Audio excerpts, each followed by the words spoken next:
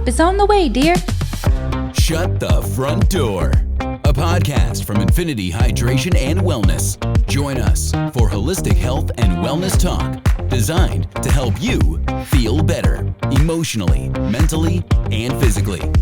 Time to dive in. Welcome back to Shut the Front Door. And if you stayed with us this long, thank you. It is entertaining for sure, where we talk about all real life, real chaos, real healthcare things. If you have not found us yet on YouTube and Spotify, go there, like us, follow us, give us 5 stars. Today we are talking about where are you getting all of your things that you're injecting yourself with? And for those of you that watch TikTok, you know exactly what I'm talking about. We've had people bring us in vials that come in every shape, color, size, literally, and say, how much do I give myself of this? And we say, I'm sorry, we cannot direct you on that. And people get very upset with us. And you know, with working with multiple pharmacies, that we can only give direction on things that come directly from us, from a 503A or 503B compounding pharmacy, and not your bubble pink glittery vial that we don't know where it came from. But Dom, you're the expert in this, as you were just traveling around working with pharmacies on what goes into it in a 503A compounding pharmacy and why we hold ourselves and why it could cost a little bit more sometimes, just because of batch testing, et cetera, which you'll go into. Okay.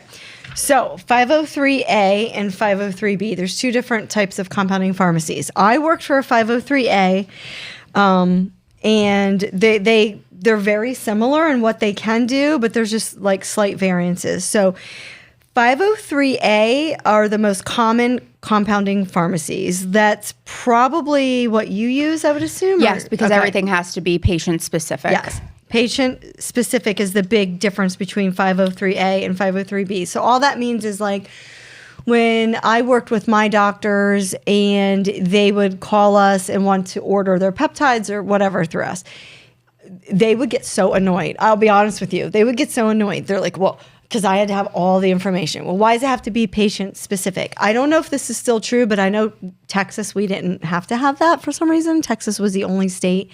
I don't know if that's still true, but they have to be patient specific because that is the way the governing bodies are controlling and making sure these are not getting into the wrong hands.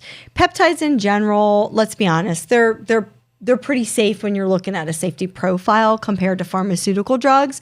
And in case you don't know what peptides are, just real quick, they're long chains of amino acids that are naturally occurring in our bodies already. So compounding pharmacies are taking amino acid sequences and they're making them kind of like bioidentical hormones. They're biologically identical to what occurs in our body. And as we age, we lose certain peptides.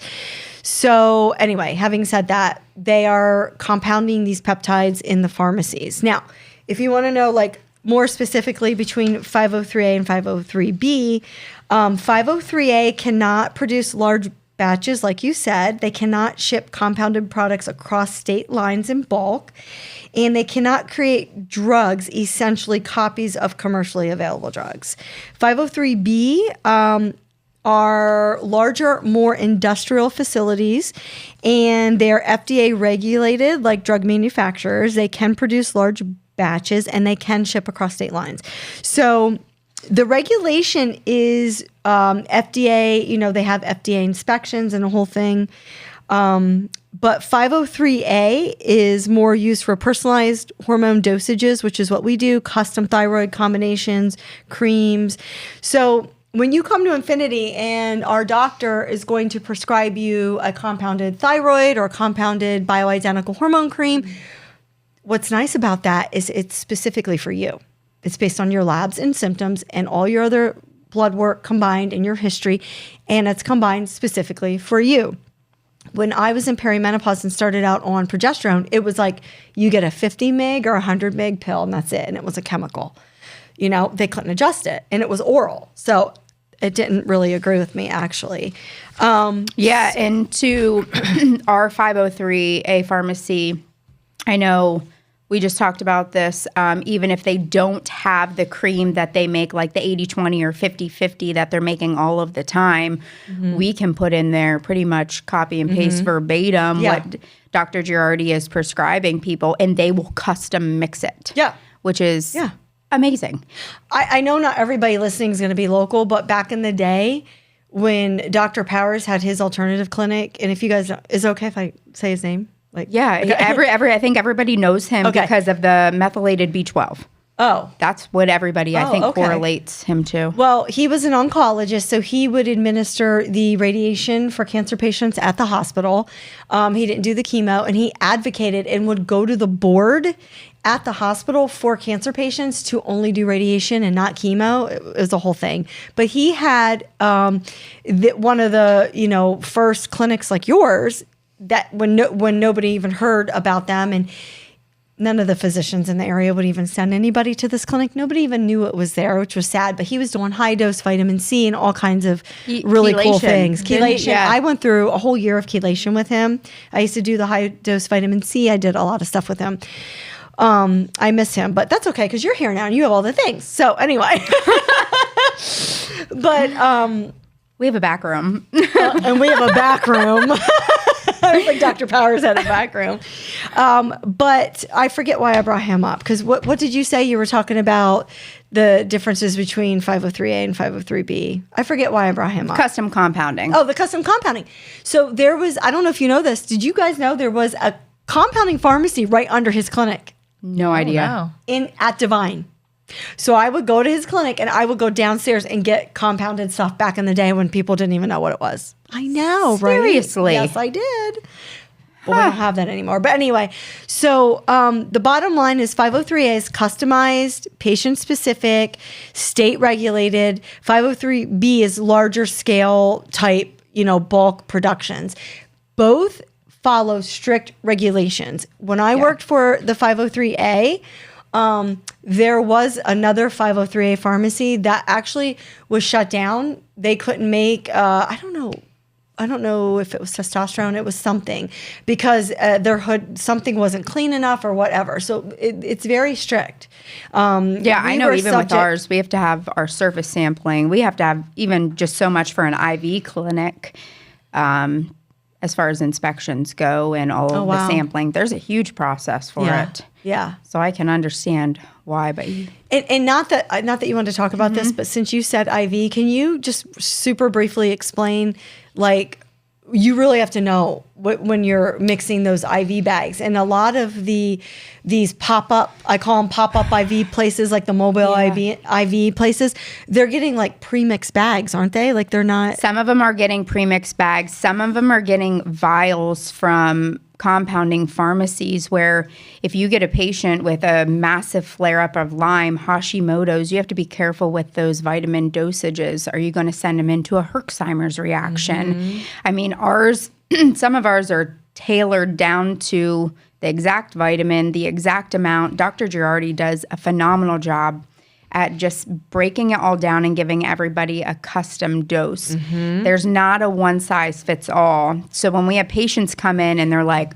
I want a Myers cocktail, but I had a Myers cocktail down the road and it wasn't anything like yours. Can you tell me exactly what you did? Sometimes you might need a little taurine. Sometimes you might need, I don't know, an amino blend. I was gonna say aminos. Yeah, I mean, depending on what your symptoms are, we can kind of tweak it and hopefully help you feel better instead of just giving you this generalized Myers cocktail. Yeah, we use a Myers as a base for everything, and then we build off of that. Pretty much every single one of our drips has glutathione push, master antioxidant. Everybody needs some glutathione in their life. So when you go to an IV clinic, not every single one's the same. So just people do your research. I mean, we put out, what was it, the other year, we put out, we got an IV recipe that another clinic was using, and then one that we were using, and compared even what the bags look like. One looked almost clear, and ours was like a darker yellowish reddish color. Or like people that'll go to a different state and they'll be like, yeah, my glutathione was in the bag. Like, no, you don't want that. Yeah, it cancels out all of the vitamins. Did you know that? No. If you put in glutathione in your IV bag, it'll cancel out the rest of it. Because it's a super powerful antioxidant. So it's Well, it makes sense, recommended right? that you push it after. And not all clinics do that, which is scary.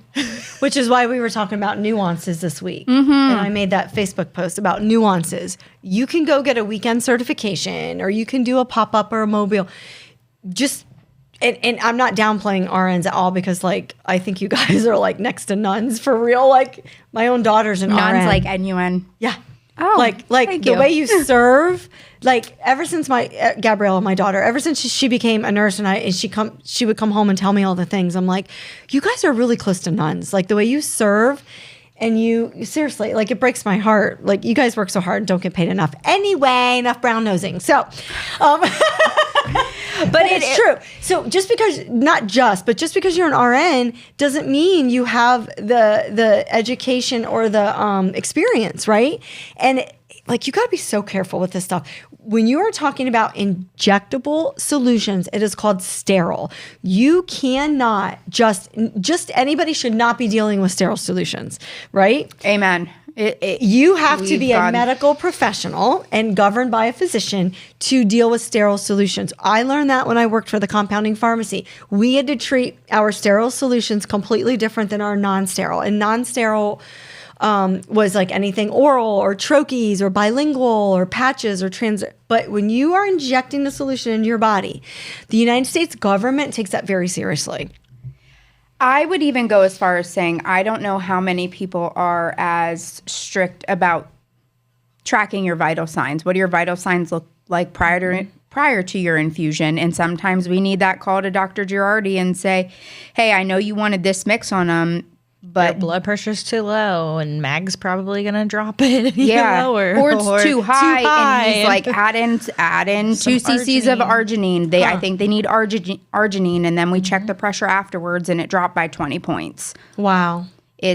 There is so much that goes into just an IV vitamin infusion that people are not getting. And it's the wild, wild west right now with that, and that flows right into what we were talking about, which is peptides. It's the same thing. It is an injectable sterile solution, and you have to be careful. Is it coming from a compounding pharmacy? Are you checking all of your blood work? Are you talking to a physician? For instance, I have a nuance that I noticed through experience, right? If you have an autoimmune disease and you're a woman, especially Hashimoto's, actually, no, that's not true. It happened to a male client of mine as well. And everybody's like, oh, I heard that BPC mixed with TB500 is like the 1-2 punch. And if BPC works, TB500 with it's going to be even better. Forget about it. If you have an autoimmune disease, you're going to herx, you're going to crash, you're going to go into a flare-up. You should not be touching TB500. End of story. There's no reason why you need it. BPC is gentle enough for your inflammation, which is a whole other story. But it's a nuance that you learn that you might not know if you're injecting it yourself or if you're just getting your information off of TikTok, for instance. And how much of your history are they reviewing with you? Do they even know anything about your thyroid disorder before they're prescribing a peptide? Cancer. Or cancer. I mean, I know the medical industry is split on this, but this is just my personal opinion from being in the industry, and it's okay if people don't agree with me.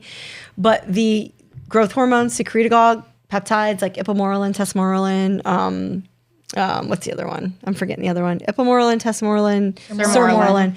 I forgot it because I hate sermorelin. Anyway. If you have a history of cancerous, which we all have precancerous cells, they're waiting to come to the surface. But if you have a history of cancer, you better tread lightly. You better tread lightly with the Morelins. Not all doctors agree with me, but that's just my little 2 cents. So anyway, just little nuances like that. So the compounding pharmacies are important because they're regulated and you know what you're getting. They're third-party tested. Now, do you want to talk about who's third-party testing and why that's important? Yeah, because I mean, Didn't we have a patient that called and was like, why are you getting them from a third-party tested area or in a compounding pharmacy? Like they were telling Des off because that's where we got our meds they were from. upset that, I was trying to, and then I have to sit there afterwards thinking, what did I just go through? Because you're upset with me for doing it the right way. And they said if we didn't do it the right way, we could charge a cheaper price. Oh, okay. Yeah. All right. So let's get let's be very clear. Injectable solutions are sterile. They're controlled by the FDA. They are not to be played around with. They are not like a supplement. End of story. Anything oral or transdermal is completely different ball game than injectable. That's just all there is to it. They could 10 units and 1 cc are not the same thing. Yeah. I accidentally took a whole 1 ml of BPC. Am I going to die? Yeah. Even though I said 10 units, and there's a 10, but they thought it was the same as a 1. Or if they're not medical and they're going off of milligrams and units, we have people. Ballpark. So I talked to somebody who they got their tirzepatide prescribed from a provider. It came from a 503A pharmacy, and they watched on TikTok though that they should be taking quote unquote 1 milliliter, not knowing what is their vial that they were talking about in the podcast they were watching, how many milligrams what is the per milliliter. concentration of And what that is their vial look like? How many milligrams per milliliter? Didn't they inject themselves with an insanely high amount Oh my gosh. of a GLP and got very, very sick? Oh. So the people self-dosing based upon whatever the TikTok. It's a complicated formula. Yeah. So what you're saying is you're going to have a vial of a peptide or a GLP, and it might be 10 milligrams. It might be 50 milligrams, whatever.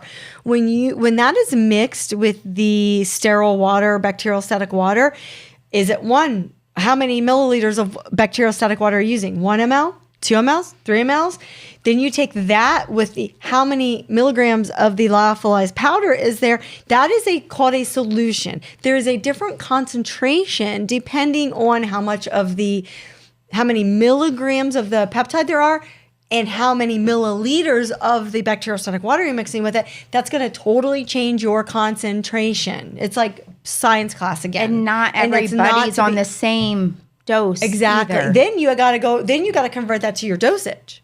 Yeah, it's a very complicated process, and not to be learned on TikTok. So but I just want to go over like the third party testing because that is important. Like it's called a COA, so a certificate of analysis. So when I worked for the compounding pharmacy, we would have a COA on every peptide, but every batch. So this is what we were talking about earlier. Yep. Every time our PIC, pharmacist in charge, every time she would, create a new compound, we'd have to have it tested rigorously, and they kept sending it back to us until it was perfect, like MOTC or whatever. And then that wasn't one and done. Every time she would compound a new batch, that would have to be sent out to be tested. Every batch. So it's not like, we come up with it one time, get it tested, and we're done. Because the different batches can be contaminated. So you really don't know what you're getting unless it's gone through these rigorous tests. And there's something on here I wanted to, in independent audits, 60 to 80% of online peptides mislabeled or contaminated contained 0 active peptides. So that's called the API. That stands for active pharmaceutical ingredient. So the API was 0.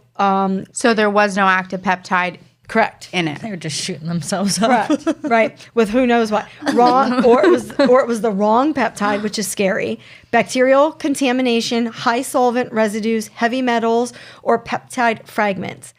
Well, that's scary. Mm-hmm. So that it's not a world. It's not a safe world anymore. We all know that things can get contaminated very easily. So we just want to be careful with the contamination factor, where you're getting it from. Is it third party tested? And even then, you have to do your due diligence, because I'm going to tell my story. So when I was working for the compounding pharmacy, we got COAs for some of the APIs, the active pharmaceutical ingredients, and we were curious. We wanted to look into it. That's a certificate of analysis for the certificate of analysis. We wanted to look into it, make sure it was legit. It was in Mandarin. We got a translator, and the address, we looked it up in China, and it didn't even exist. So I'm not sure where the third-party tester came from. Yeah. Oof. Yeah. So, and what people also don't realize is that at least when I was working for them, most of our APIs did come from China, but through doing some more research, I did realize that now they're coming from the main regions. The United States is coming around. The United States is now producing some APIs themselves. Switzerland, Germany, Europe, South Korea, Japan, and then China. But China is still the largest source of your APIs. So, yeah. And people do, I remember it took us a while there was like a delay on a batch test or something of BPC, something, one of the peptides. And people were like, I'm just going to buy them offline then. We're like, but you really don't know what you're getting. Good luck. Good luck to you, but don't come back to us. Right. Or they will come back and be like, oh, it wasn't working. I didn't feel as great. Right. They tend to do that with the GLPs most frequently. Yes. You know why? That's funny that you say that, because when I worked for the compounding pharmacy, it was everything I had in me to explain to a physician, when you get the GLP from us, the results are X, Y, and Z. And I remember a story. We had a doctor. He did not want to hear it. He could go to this lab over here and get his GLP like so cheap. We were like, fine, bye, good, go, try.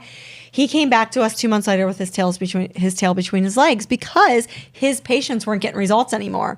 We're like, dude, we tried to explain quality, efficacy, all of the things to you. That's why we charge a little bit more. But you just wanted to go for the bottom price. You only get what you pay for. Cheaper isn't better. He came back begging to be a client of ours again. Yep. So you just have to be careful. And I know, like, I come from the fitness world first, and I was in it a long time, and I've been around the bodybuilders for 30 years. I know how it goes. I know these guys will get their hands on anything, you know, and inject themselves, and like it's all backdoor, underground, black market. And all I have to say about that is you are taking a risk. You are taking a risk.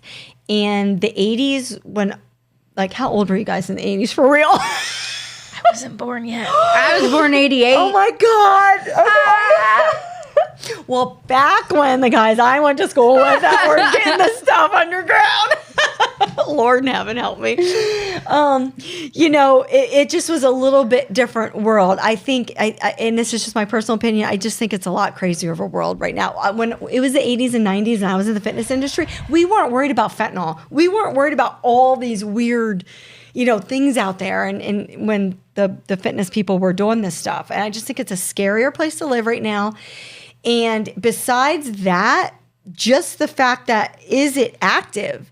Is it the peptide that I think I'm getting? You wouldn't tell your kid to go take whatever candy the man in the dark van is handing out and tell your kid to eat that candy. Right. But yet you will inject some substance into your body that you don't know where it came from. That's what blows my mind. And one last thing I want to say about this is, if you are getting peptides from somebody other than a doctor, just know the law, because because before I worked for you, I was in business for myself. And so I was like, I want to make sure I'm doing this right. So I contacted, I didn't even know there was such a thing, but there's a supplement attorneys, like they specialize in like supplements. And so he was out of Florida, and I had a consultation with him, and he did admit it is a gray area. However, he was like, don't do it. Like, his advice to me was, don't do it, because the United States government looks at injectable sterile solutions totally different than supplements. And you, as a health and wellness educator, and you're not a doctor or a gym owner, which I was, or whatever you are in that field, he's like, you should not be selling sterile solutions, and you certainly shouldn't be making a profit off of it. And it scared me enough to be like, the only way they can really get around it, because there is a company out there trying to service non-medical people with peptides, and the way they get around it is they have to take surveys. So the people doing the peptides have to do surveys along the way and submit surveys. So they're a part of a research, what's it called? Like a study. Like a study, like a research study. Yeah. Not one person I ever met wants to take surveys every time they inject themselves. Like every day answer questions and every day send it in and do the thing and this and that. And that's the only way it really is somewhat legal, I guess. I don't know. It's a very gray area, but. So just precautionary. Yeah. I mean, take the risk as you will, but take your own advice of what advice are you going to give your children to consume in their body. And just be careful what providers you're going to, what garages you're going to, because we've heard of all kinds of things that are happening locally. So this is the disclaimer podcast episode on be careful where you get all of the things. But thanks for tuning in on another episode of Shut the Front Door, and we'll see you next time.